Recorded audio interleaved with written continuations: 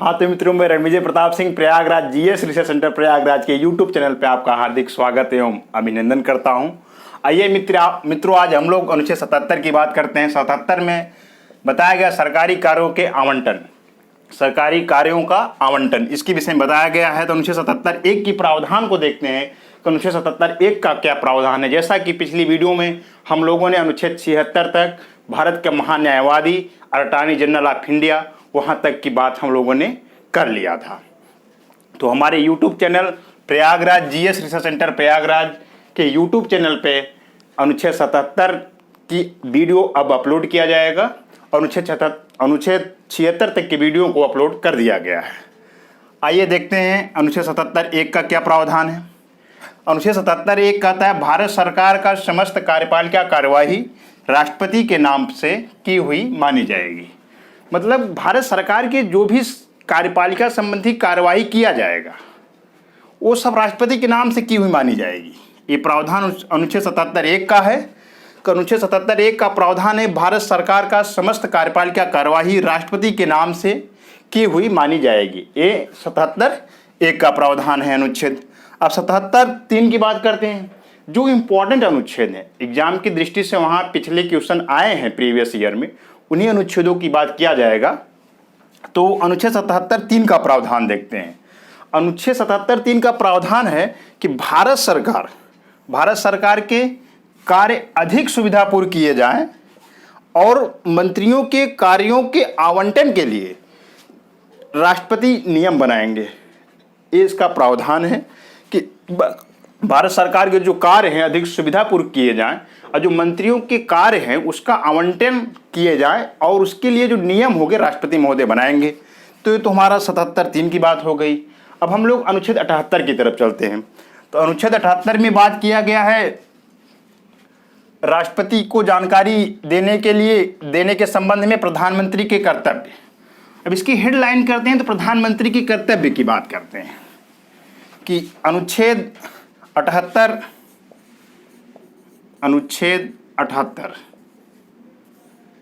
प्रधानमंत्री का कर्तव्य, प्रधानमंत्री का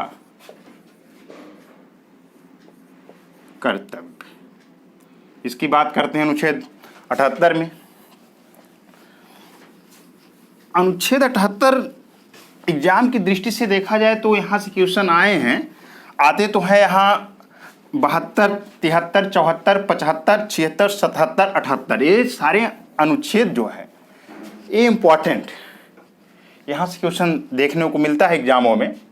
तो हम लोग प्रधानमंत्री का कर्तव्य देखेंगे कि प्रधानमंत्री के कर्तव्य में इसमें बहुत सारी चीज़ों को बताया गया है। इसमें क्या है कि संघ के क्रियाकलापों के विषय में जो प्रधानमंत्री राष्ट्रपति महोदय जानकारी मांगे वो प्रधानमंत्री दें, ये दायित्व होता है उनका।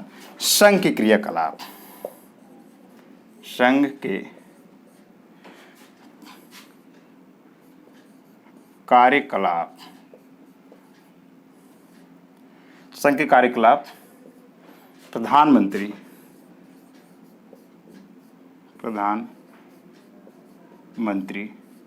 राष्ट्रपति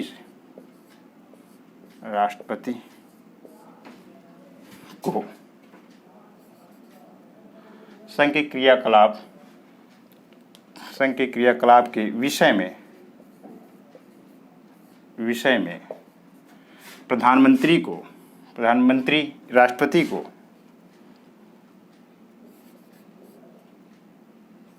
जानकारी देंगे। ये तो का प्रावधान हो गया 78। अब इसमें ख भी एक पॉइंट है। इसमें ख का प्रावधान ये है कि संघ के क्रियाकलाप के प्रशासन से संबंधित जो विधान होंगे उसकी जानकारी राष्ट्रपति मांगे तो वह दें। संघ के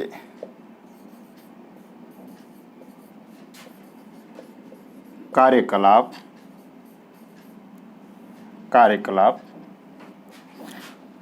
प्रशासन संबंधी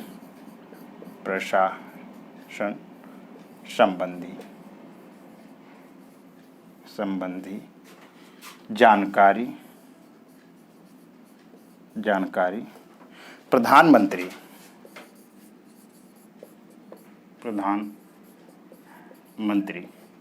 राष्ट्रपति को दें, अनुच्छेद 78 में प्रधानमंत्री का कर्तव्य बताया गया है कि प्रधानमंत्री का कर्तव्य होगा कि संघ के कार्यकलाप जो हैं, कार्यकलाप के विषय में प्रधानमंत्री राष्ट्रपति को जानकारी दे। और ख की बात करते हैं, 78 ख में बताया गया है संघ के कार्यकलाप प्रशासन संबंधी कार्यकलाप और प्रशासन संबंधी जानकारी प्रधानमंत्री राष्ट्रपति को दें। ये तो यहाँ तक का विषय हो गया। इसमें एक पॉइंट ख भी है। इसमें ख तो देख लिया हम लोग, अब 78 ग की बात करते हैं। ग के विषय में बताया गया है कि राष्ट्रपति द्वारा अपेक्षा किए जाने पर परिषद के समक्ष विचार रखे जाएं। अगर कोई मंत्री है और मंत्रिपरिषद ने मंत्रियों के विषय में इसमें साफ एक चीज को स्पष्ट किया गया है, बहुत इंपॉर्टेंट नहीं है कि कोई मंत्री अपना विचार रखना चाहे,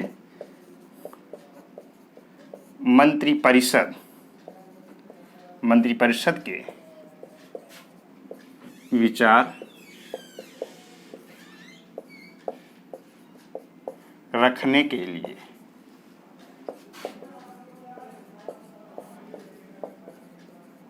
राष्ट्रपति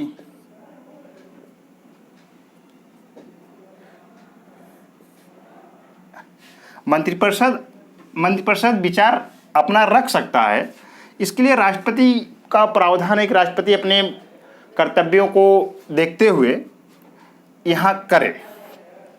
ये तो बहुत इंपॉर्टेंट नहीं है। 78 की बात करते हैं तो यहाँ मंत्रिपरिषद के विचार सबसे इंपॉर्टेंट चीज़ है कि इसी मंत्रिपरिषद के विचार के विषय में बताया गया है। जैसे कि अगर कोई मंत्री है अपना विचार रखना चाह रहे मंत्रिपरिषद में, तो उसके लिए राष्ट्रपति महोदय रखवाएंगे, मंत्रिपरिषद के समक्ष उस बात को रखवाएंगे। एकदम साफ और स्पष्ट इसमें यही बताया गया है कि 78 ग में कि मंत्रिपरिषद में कोई मंत्री अपना विचार रखना चाह रहे हैं तो उसको राष्ट्रपति महोदय मंत्रिपरिषद के पटल पर रखवाएंगे। बस इसी बात को यहाँ कहा गया है। संवैधानिक भाषा में इसका जो भाषा है थोड़ा कठिन है, इसलिए उसको साफ और स्पष्ट बता दिया गया कि इसमें इसका प्रावधान है। अब हम लोग अनुच्छेद 79 की बात करते हैं। अनुच्छेद 79 की बात करते हैं। इसमें संसद की बात किया गया है और बहुत इंपॉर्टेंट टॉपिक है, यहाँ से क्वेश्चन आते हैं, इसको हम लोग देखेंगे। अब संसद,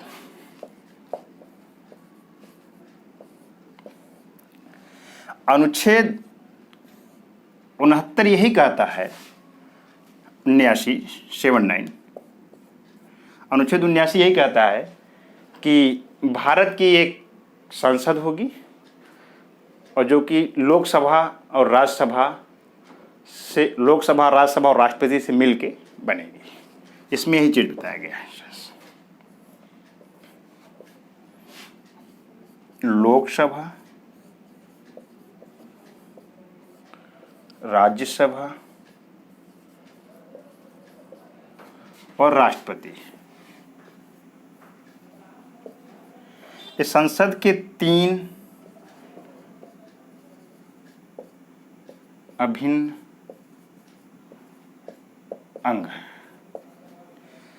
संसद 3 अभिन्न अंग हैं, लोकसभा, राज्यसभा और राष्ट्रपति। तो हम लोग अनुच्छेद 69 में इसी बात किया गया है कि भारत की एक संसद होगी जो कि लोकसभा, राज्यसभा और राष्ट्रपति से मिलके बनेगी।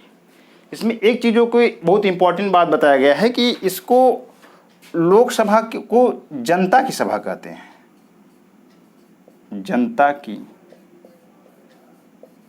सभा, और ये राज्यसभा है, ये राष्ट्रपति महोदय हैं। तो अब हम लोग अनुच्छेद 80 की बात करेंगे। अनुच्छेद 80 में राज्यसभा के विषय में बताया गया है।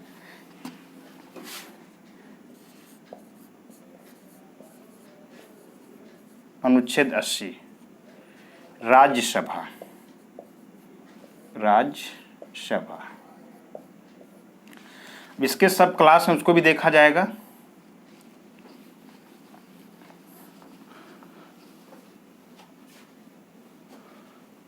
अनुच्छेद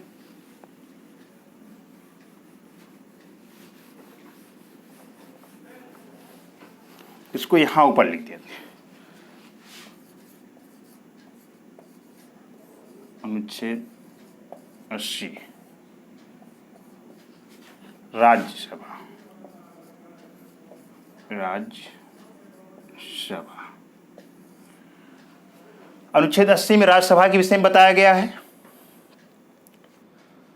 राज्यसभा की संरचना, राज्यसभा की संरचना, इसमें राज्यसभा की संरचना बताया गया अनुच्छेद 80 में। इसमें 81 में, अनुच्छेद 81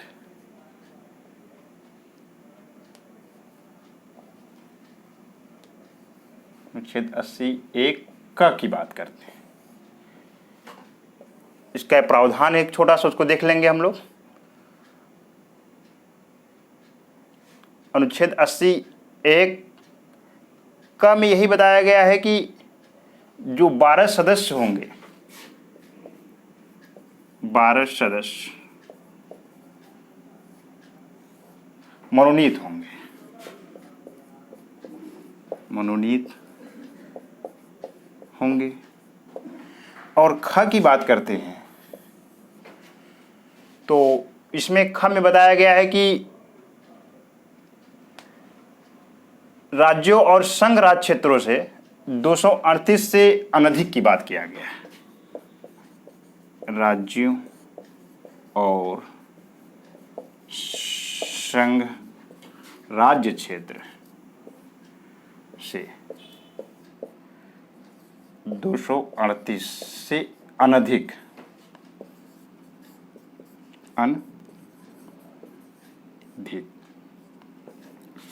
ये हो गई। तो अगर 12 और प्लस 238 इसको देख लिया जाए तो ये 250 सदस्य होंगे अधिकतम, अधिकतम। अनुच्छेद 80 में राज्यसभा की संरचना की बात किया गया है। और 81 का की बात किया जाए तो उसमें 12 सदस्यों को मनोनीत करेंगे राष्ट्रपति महोदय, राष्ट्रपति इसको मनोनीत करेंगे।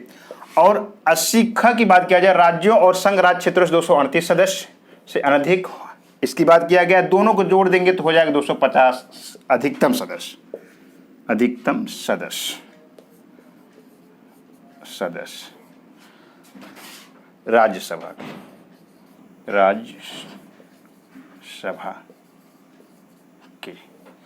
ये तो सदस्य संख्या की बात हो गई, सदस्य संख्या, इसका बात हो गया। इसमें एक चीज़ों को और देखना पड़ेगा।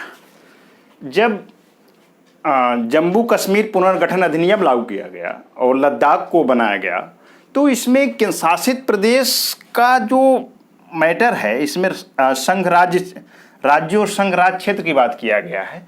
तो इसमें कुछ सीटों, ये तो अधिकतम बताया गया कि यहाँ से इतने होंगे, फिर भी इसके सीटों को घटाया बढ़ाया गया है। एक करेंट का मैटर है, आप लोग देख लीजिएगा जो भी जैसा होगा।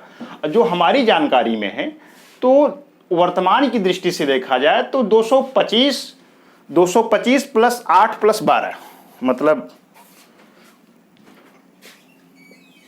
225 प्लस 8 प्लस 12, इसको देखेंगे तो 245 हो जा रहा है, 45। ये वर्तमान की बात करते हैं। 225 राज्यों से और 8 केंद्र शासित प्रदेश संघ राज्य क्षेत्र से और 12 मनोनीत होंगे। ये वाले 12 ये वर्तमान है, वर्तमान सदस्य ये है।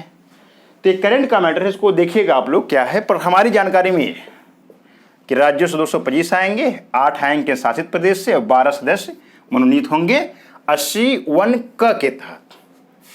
ठीक। अब ये तो अधिकतम की बात किया गया, अधिकतम 250 होंगे। तब यहाँ 238 जो है इसको देखेंगे, क्योंकि लद्दाख को बना दिया गया तो कुछ सीटों को आगे पीछे किया गया है, तो उसको देखना पड़ेगा। करंट का मामला है, आप लोग देखिएगा। तो ये तो हम लोग अनुच्छेद 80 की बात कर लिए और राज्यसभा की बात कर लिए। अब अनुच्छेद 80 में 82 भी है, उसको देखा जाए। इसके जो सब क्लास हैं उसको देखना बहुत ज़रूरी है, वहाँ से आए दिन क्वेश्चन वहाँ से आते रहते हैं।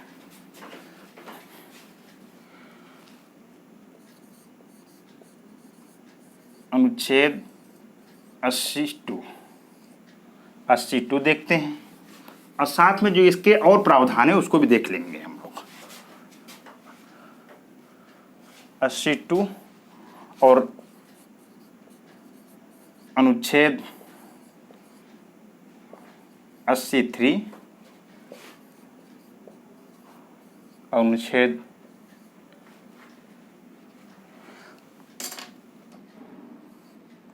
84 की बात करते हैं।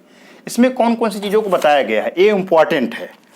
तो अगर 82 की बात करते हैं तो 82 में वही चौथी अनुसूची की बात किया गया है। चौथी अनुसूची, चौथी अनुसूची से संबंधित है, उसका जो प्रावधान है।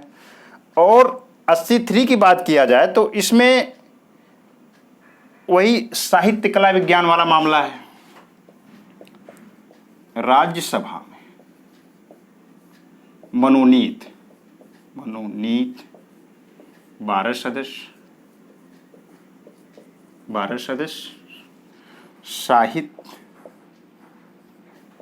साहित्य कला विज्ञान और समाज सेवा इसकी बात किया गया है। ये तो अनुच्छेद 83 का प्रावधान हो गया। और 84 की बात किया गया है, इसमें निर्वाचन से संबंधित है। राज्यसभा के सदस्यों का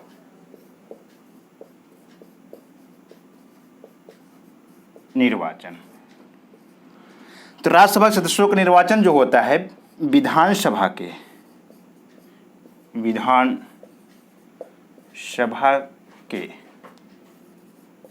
निर्वाचित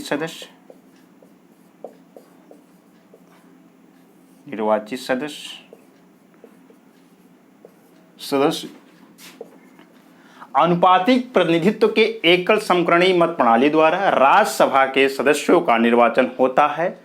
और राज्य के विधानसभाओं के जो निर्वाचित सदस्य होते हैं, जिसको विधायक कहते हैं, वही लोग इनको चुनते हैं। राज्यसभा के सदस्यों का निर्वाचन विधानसभा के निर्वाचित सदस्य द्वारा किया जाता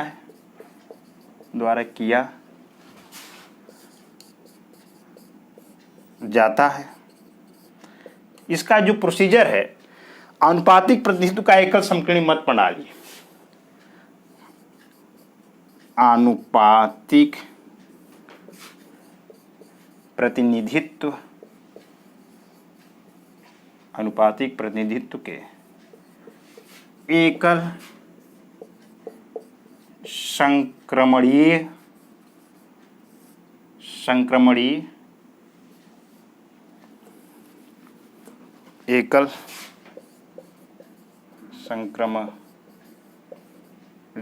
मत प्रणाली द्वारा निर्वाचन, इसकी बात किया गया है। तो 82 को देखा जाए तो इसमें चौथी अनुसूची में जो राज्यसभा के सीटों की बात किया गया है, राज्यसभा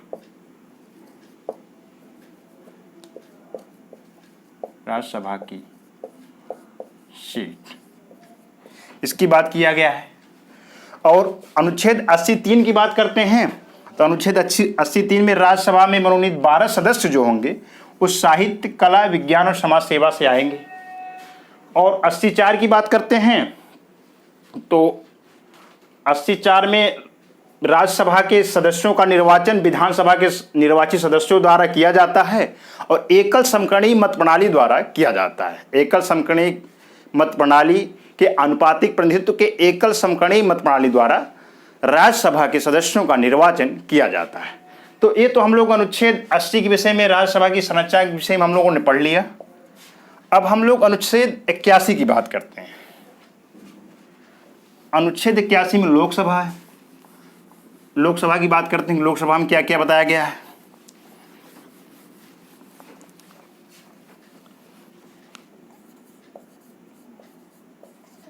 अनुच्छेद 81 लोकसभा। लोकसभा जनता की सभा, जनता की सभा। अनुच्छेद 81 में लोकसभा की बात करते हैं और लोकसभा के जो सदस्यों का निर्वाचन होता है प्रत्यक्ष रूप से जनता द्वारा किया जाता है।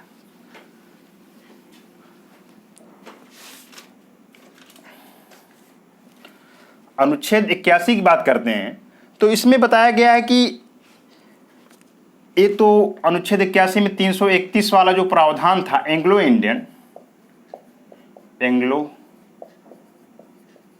इंडियन, इसको हटा दिया गया। मालूम होगा आप लोगों को, नया संविधान संशोधन हुआ तो इसके उपबंधों के उपरांत की बात किया गया है कि इसमें लोकसभा की बात किया गया है।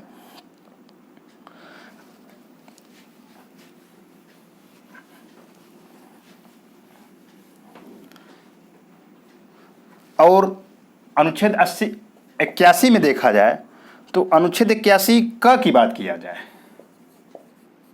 अनुच्छेद 81 क में बस स्पष्ट रूप से यही बता दिया गया, राज्यों में प्रादेशिक निर्वाचन क्षेत्रों में प्रत्यक्ष निर्वाचन द्वारा चुने हुए 530 से अनधिक सदस्य और संघ राज्य क्षेत्र के प्रतिनिधित्व करने के लिए रीति जो संसद विधि द्वारा उपबंधित करे उन्हें 20 से अनधिक होंगे। इसका मतलब होता है कि 530 प्लस 20 ये राज्य हैं और ये संघ राज्य क्षेत्र है। संघ राज्य क्षेत्र, ये तो इसकी बात किया गया है। ये जो 20 हैं संघ राज्य क्षेत्र, संघ राज्य क्षेत्र, ये अनुच्छेद 81 ख का प्रावधान है।